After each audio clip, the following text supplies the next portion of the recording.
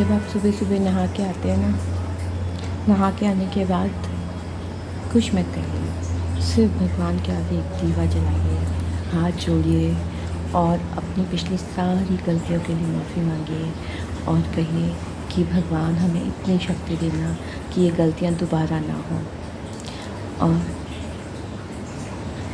हम कभी भी गलत रास्ते पे ना जाएं। जब भी हमारे कदम उठे सही रास्ते की तरफ उठे, सही ना कर सके तो गलत भी नहीं करने देना, जैसे हैं वैसे ही रहने देना, सीधे साधे भोले भाले। मैं गलत कह रही हूँ तो मेरा तो रोज़ का काम यही है, नहा धो के आना और फिर भगवान के आगे हाथ जोड़ना और भगवान से कहना कि मुझे पिछली सारी गलतियों के लिए माफ़ कर दो और आगे सीधे रास्ते पर चलने के लिए मेरा पथ प्रदर्शन कीजिए।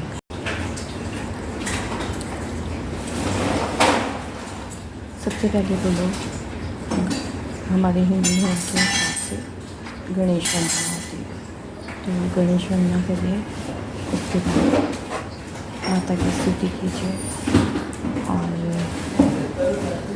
बस बहुत ज़्यादा कई बार अच्छे नहीं होते हैं और बहुत ज़्यादा पूजा पाठ या भगवान का आवाहन करना, क्योंकि आवाहन मीन्स होता है कि आपको उन सारे नियमों को मानना पड़ता है जो पूजा पाठ में इस्तेमाल होते हैं। तो अगर आप ये सब नहीं करना चाहते तो क्या ज़रूरत है ऐसी चीज़ों में कर सकते हैं ना। तो बस मन साफ करके भगवान का ध्यान करिए और बस हो गया।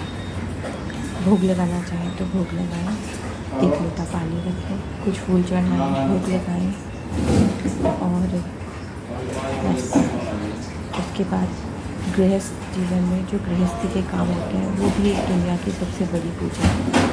तो उसमें मन लगाएं, अपने घर परिवार के लिए सच्चे रहें, बस यही एक सबसे बड़ी साधना है। तो ध्यान रखें अपना भी, अपने परिवार का भी।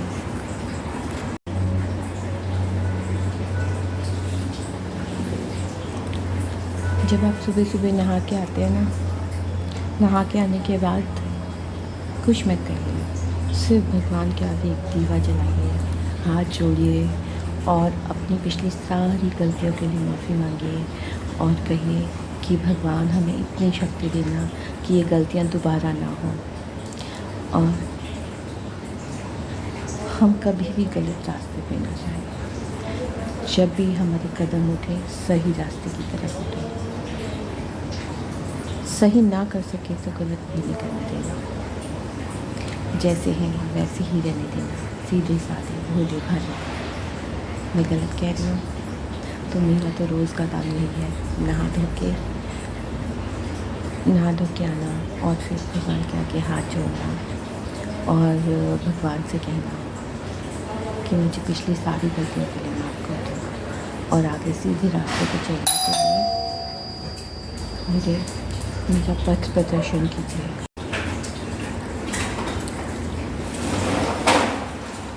सबसे पहले बोलो, हमारे हिंदू धर्म के हिसाब से गणेश वंदना होती है, तो गणेश वंदना करिए। उसके बाद माता की स्तुति कीजिए और बस बहुत ज़्यादा कई बार अच्छे नहीं होते हैं और बहुत ज़्यादा पूजा पाठ या भगवान का आवाहन करना, क्योंकि आवाहन मीन्स होता है कि आपको उन सारे नियमों को मानना पड़ता है जो पूजा पाठ में इस्तेमाल होते हैं। तो अगर आप ये सब नहीं करना चाहते तो क्या ज़रूरत है ऐसी चीज़ों में कर सकते हैं ना। तो बस मन साफ करके भगवान का ध्यान करिए और बस हो गया।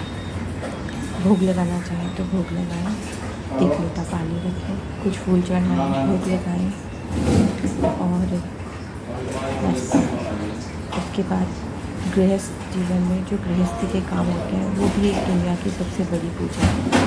तो उसमें मन लगाएं, अपने घर परिवार के लिए सच्चे रहें, बस यही एक सबसे बड़ी साधना है। तो ध्यान रखें अपना भी, अपने परिवार का भी।